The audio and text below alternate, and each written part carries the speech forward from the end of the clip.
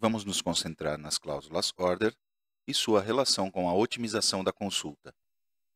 Sabemos que para ordenar a informação a ser consultada e retornada, a sintaxe do for each nos permite especificar uma lista de cláusulas order condicionais e uma incondicional. Vamos do mais simples ao mais complexo. Vamos começar analisando o caso de uma única cláusula order sem condições. Por exemplo, esta. Estamos solicitando que seja percorrida a tabela de atrações turísticas, filtrando aquelas que correspondem a um país e cidade determinados, e que as apresente ordenadas por attraction name, atributo secundário. Na hora de especificar o que queremos, não deveria nos importar se para obter os dados necessários, primeiro os obtém e depois os classifica, ou se faz o contrário, ou de alguma outra maneira. Nós, desenvolvedores, especificamos o que queremos, e de resolvê-lo se encarrega o especificador de Genexus e, sobretudo, o DBMS. Quando pedimos ao Genexus que especifique e gere o programa associado ao objeto que contém o for each, o fazemos para um environment específico, ou seja, em uma linguagem de programação específica, como NET, por exemplo, e para uma base de dados gerenciada por um determinado DBMS, como o SQL Server, por exemplo. Ou poderia ser para um environment Java, com Oracle, ou tantas outras alternativas. Quando o desenvolvedor escreve seu for each, o faz em Genexus, com certa independência de qual será o environment final, justamente para que, com o mesmo código, possamos obter a aplicação em diferentes environments. Isto significa que da implementação específica se encarrega Genexus, que conhece as particularidades de cada environment. No entanto, seu conhecimento tem um limite. Conhece a estrutura da base de dados, mas não os dados, nem sua distribuição, quantidade e etc. Estas informações o DBMS possui, que registra estatísticas, armazena dados e consultas no histórico das consultas que estão sendo realizadas, constrói planos de execução, mantém índices, etc. Quanto mais avançado e inteligente for o DBMS, menos necessitará que Genexus lhe indique com precisão como realizar a consulta, porque Genexus nunca saberá mais do que ele. Assim, por exemplo, se pedimos que seja especificado o objeto que contém este for each, veremos esta lista de navegação, que nos avisa que não há um índice pelo atributo pelo qual queremos mostrar ordenada a consulta, e que, portanto, poderíamos notar um baixo desempenho. Poderíamos não significa que realmente será assim. Por quê? Porque isso depende não só da quantidade de dados da tabela, mas também do DBMS e suas estratégias. O que nos indica a lista de navegação é o pior cenário. Neste, deverá ser percorrida toda a tabela, ordenada por um atributo para o qual possivelmente não haja um índice. Genexus não sabe se o DBMS o criou sozinho ou não. A verdade é que não tem notícias dele. Então, no pior cenário, que é o de arquiteturas centralizadas, poderia ter que criar temporariamente o índice para resolver a consulta por essa ordem, e assim percorrer toda a tabela para avaliar registro por registro se cada um satisfaz ou não os filtros. Este seria o cenário de uma base de dados com um gerenciador pouco inteligente. Pensemos, por exemplo, que neste caso talvez seja uma melhor estratégia utilizar o índice por chave estrangeira, Country ID, City ID, que sabemos que existe porque Genexus obriga a criá-lo. Então, são obtidos de forma otimizada os registros que atendem aos filtros, e só então, com esse resultado, é ordenado por attraction name. Qual é a melhor estratégia dependerá em grande parte da distribuição dos dados. Se houver apenas 3 atrações desse país e cidade, entre milhões, esta parece ser uma melhor estratégia porque o custo de ordenar 3 registros é insignificante. No entanto, se houver milhões de registros na tabela, sendo a grande maioria desse país e cidade, então, usar o índice por país e cidade não reduzirá muito a consulta de toda a tabela. E, em seguida, ordenar o resultado por attraction name será quase o mesmo que, de entrada, ordenar por attraction name e depois avaliar um por um se também corresponde ao país, cidade ou não. Genexus não conhece a distribuição de dados para tomar decisões deste tipo. Além disso, se esta mesma consulta já foi realizada antes, o DBMS possivelmente armazena em cache o resultado e não tenha que realizar a consulta novamente da mesma maneira. Isto, claro, se os filtros não mudaram e os dados também não. Em resumo, então, a lista de navegação nos informa com base no cenário mais conservador, com o pior DBMS, mas pode ser que o DBMS melhore muito o cenário mais pessimista e a consulta seja otimizada. Poderíamos ser tentados a pensar que, se sabemos que haverá milhões de registros na tabela Attraction, o melhor será solicitar a partir do GNexus para o DBMS a criação do índice de usuário por Attraction Name. Neste caso, será reorganizada a base de dados e, ao especificar novamente o objeto, agora GNexus nos indicará que utilizará o novo índice para resolver a consulta, e não será mais exibido o aviso de desempenho. No entanto, esta pode ser uma solução muito pior. Justamente, se o DBMS for inteligente, não precisará em absoluto que o forcemos a criar um índice. Ele mesmo fará isso se precisar. Tanto que nem mesmo neste caso, em que o próprio GNexus solicitou a criação do índice, é enviado ao DBMS quando realiza a consulta a partir do environment com DBMS inteligente. Basta observar o fonte gerado para o environment net com SQL Server. Na instrução select, não está sendo enviada nenhuma informação sobre o índice a ser utilizado. Por que vai enviá-la se o DBMS sabe de sua existência? Se precisar, vai utilizá-lo, e se não o faz, é porque vai utilizar uma estratégia melhor. Podemos supor que seria diferente o caso se o DBMS fosse um sem inteligência. Devemos levar em conta que a criação de um índice é algo dispendioso e que tem implicações não só no momento de sua criação, mas também depois no momento de sua manutenção, durante todo o ciclo de vida da tabela. Cada vez que a tabela é atualizada, é pago um pequeno preço para mantê-lo. É por isso que não parece ser uma boa prática a criação de índices de usuário, a menos que sejam necessários para controlar unicidade, ou seja, para definir chaves candidatas, como índices unique. Então, como dissemos, o especificador de GNexus faz o melhor que pode com a informação que tem e com sua inteligência atual.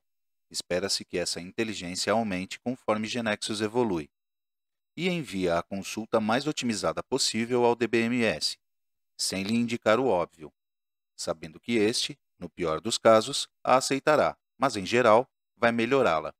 Em resumo, nunca podemos garantir que o que indica a lista de navegação será o que finalmente fará o DBMS quando este é inteligente. O que sabemos é que será isso ou algo melhor. Vejamos exemplos da inteligência atual do especificador de GNexus, além do que depois acaba fazendo o DBMS. Sabemos que a ordem em que será solicitado que os registros resultantes sejam retornados é determinada com base na especificação do desenvolvedor na cláusula order, mas também em algoritmos internos de otimização. Por exemplo, se não nos importasse como serão ordenados os nomes de atração, poderíamos escrever o for each sem cláusula order. Em geral, sabíamos que se fizéssemos isto, a consulta seria classificada por chave primária, ou seja, que se enviava ao DBMS um select com order attraction ID. No entanto, neste caso, acontecerá algo diferente, como vemos na lista de navegação. Sabemos que existe na base de dados um índice por Country ID e City ID, os dois filtros por igualdade. Sabemos disso porque formam uma chave estrangeira. Claramente, então, seria preferível utilizar esse índice e retornar a consulta classificada por esses valores. É por isso que, se observamos a consulta que envia o fonte ao DBMS, encontramos este order by. Se nossa intenção ao não especificar cláusula order era que fossem ordenados por chave primária, neste caso, teremos que torná-la explícita. Da mesma forma, se agora a consulta for esta outra, onde estamos pedindo que as atrações sejam ordenadas por identificador de cidade e só estamos filtrando por identificador de país, veremos que a lista de navegação não está mostrando que pedirá para ordenar por City ID, mas pelo par, pois assim otimiza a consulta, pois sabe da existência do índice composto, por ser chave estrangeira justamente, sem deixar de cumprir o resultado de ordenação solicitado pelo desenvolvedor. Em resumo, com a cláusula order, o desenvolvedor indica a ordem em que deseja que os registros sejam retornados, mas para isso, o especificador pode alterar essa cláusula, complementando-a com informação contextual, se houver condições implícitas ou explícitas por igualdade e houver índice que as contém, além dos atributos da order, de forma a otimizar a consulta, embora o DBMS será quem tem no final das contas a última palavra. O importante é entender que os dados serão retornados na ordem explicitada pelo desenvolvedor, mesmo que para resolver a consulta sejam utilizados outros critérios. Neste caso, onde não foi especificada a order, como existe índice que permite otimizar essas condições, é o escolhido, em vez do índice por chave primária.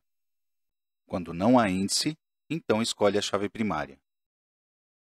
Aqui, vemos a instrução SQL que constrói genexos, a menos que especifiquemos cláusula order known, e nesse caso, delegamos ao DBMS a escolha da ordem. Não se adiciona a order by à instrução SQL construída por genexus. Vamos voltar a este exemplo. Se genexus pediu para criar este índice de usuário composto, então o proporá na lista de navegação, mesmo que finalmente não o envie ao SQL Server, porque este já sabe de sua existência, e para que dizer algo que já sabe? O benefício é que nos permite saber que pelo menos esta otimização será realizada pelo DBMS. Será assim, ou melhor. Por outro lado, se o índice de usuário não existe, então a lista de navegação nos mostrará este outro, mesmo que o fonte seja exatamente o mesmo. Então, vamos repetir mais uma vez. A lista de navegação nos oferece o pior cenário. Se o índice existe, sabemos que o pior cenário será bastante bom. Isto, se o índice foi criado antes por algum outro motivo, e já que estamos o aproveitando. Criar o índice apenas para garantir que esta navegação seja otimizada não parece uma boa ideia se estivermos usando um DBMS inteligente. E se o DBMS não for inteligente, mas a tabela tiver poucos registros, também não é. Em resumo, a sugestão é criar índices somente após verificar problemas de desempenho e avaliar prós e contras. Outro exemplo que mostra como o genexus tenta melhorar as coisas.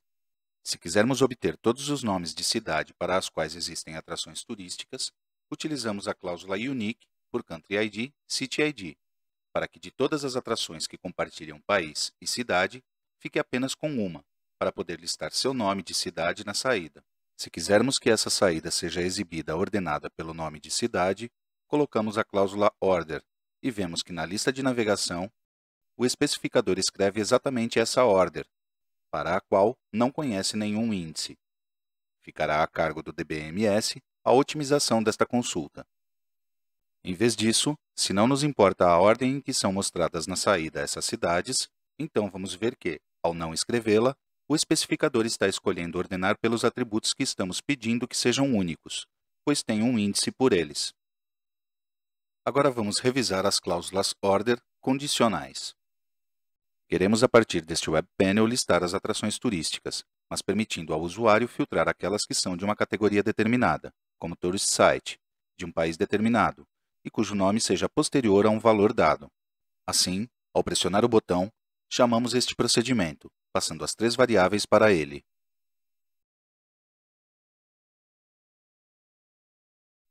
Se o usuário não inserir valor em uma das variáveis de filtro, não queremos que esse filtro seja aplicado, e por isso, condicionamos as 3 cláusulas where. Se quiséssemos que, independentemente dos filtros aplicados, as atrações fossem exibidas ordenadas pelo nome de atração, então, escreveríamos uma única cláusula order incondicional. Vamos executar o Web Panel, que definimos como main para facilitar a execução. Se observamos a lista de navegação, vemos que os filtros aparecem na seção de Constraints. Isto não se deve apenas à inexistência de um índice que permita a otimização, mas porque contém as condições when. Todo o where condicional aparecerá na seção de Constraints. Mas isso não significa que a consulta não será otimizada. Voltaremos a isso.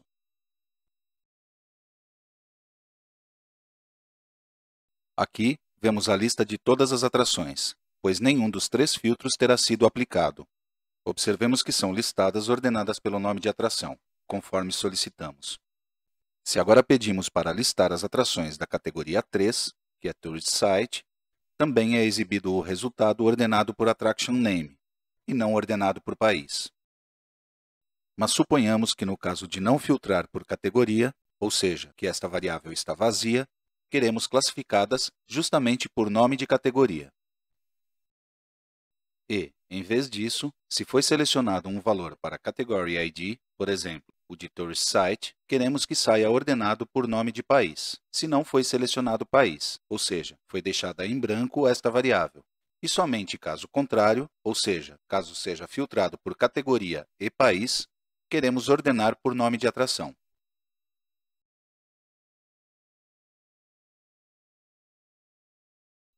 Vemos que na lista de navegação aparecem as cláusulas order condicionais, onde a última é incondicional. Ao contrário das cláusulas where, que fazem um AND entre si, somente uma das cláusulas order será aplicada.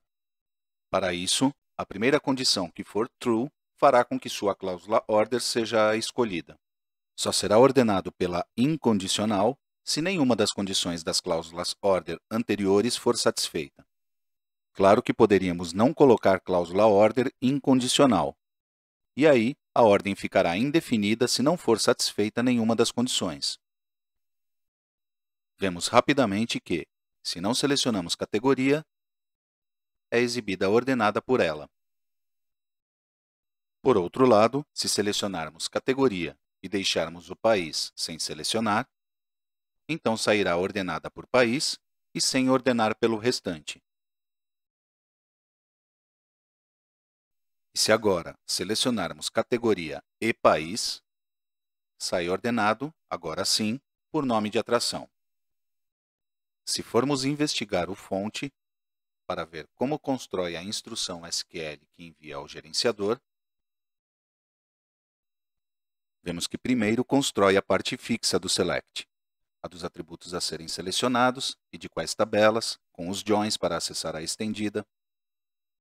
Mas então, complementa dinamicamente a partir da avaliação das variáveis a parte do where, adicionando o wheres quando as variáveis não estão vazias. E para o order by, da instrução SQL, faz algo semelhante, só que com if aninhados, para refletir justamente o que dissemos antes, que apenas uma cláusula order será adicionada ao select. Estas avaliações para obter a instrução SQL final, que é enviada ao DBMS para resolver a consulta, são realizadas dinamicamente, em tempo de execução.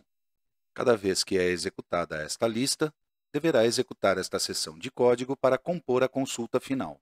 Portanto, se este for each fosse incluído em outra estrutura repetitiva, que é executada para milhões de registros, o custo da montagem dinâmica da consulta poderia ser significativo. No exemplo que vimos, utilizamos ordens condicionais porque nos interessava exibir a informação ordenada de maneira diferente com base nas condições. Ou seja, as cláusulas order atenderam a um requisito lógico da consulta. Eram parte do tópico do problema, digamos, embora não fossem necessárias neste caso. Pensemos que bastava escolher esta ordem incondicional para satisfazer o requisito. Mas muitas vezes, assim como vimos para o caso de uma única cláusula order incondicional, isso é especificado com o objetivo de otimização, e não é um requisito. Nesses casos, escolher ordens compatíveis com os filtros geralmente é uma boa prática, especialmente no caso de DBMS pouco inteligentes. Então, por exemplo, se não importasse em qual ordem seria listada a informação, poderíamos colocar essas outras cláusulas order. Isto será traduzido dinamicamente da seguinte maneira: se category ID não estiver vazia, então sabemos que a consulta será semelhante a esta, onde dependendo se country ID estiver vazia ou não e se attraction name estiver vazia ou não, teremos a consulta final assim, assim ou assim. Observemos que, em qualquer caso, como existe índice por category ID, pelo menos a primeira cláusula where estará otimizada. Se, em vez disso, category ID estiver vazia, então, se country ID não estiver, a consulta ficará assim ou assim, dependendo se a attraction name não estiver vazia ou estiver. Em qualquer dos dois casos, estará otimizada em relação ao filtro por country ID, pois possui um índice, por ser chave estrangeira. Se, por outro lado, country ID também estiver vazia, então, se a attraction name não estiver, a consulta ficará assim.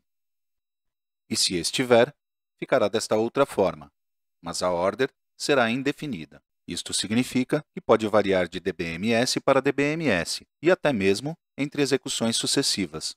No primeiro caso, como não sabemos da existência de um índice por attraction name, não sabemos quão otimizada estará a consulta. Se observamos a lista de navegação, veremos que os filtros continuam sendo mostrados na seção de Constraints, embora saibamos que, dependendo dos valores das variáveis, alguns deveriam ser mostrados nos Navigation Filters. É que a lista de navegação não realiza a decomposição que fizemos antes. Devemos entender, então, que o cenário será melhor do que este que pode parecer à primeira vista se não é levado em conta todo o anterior.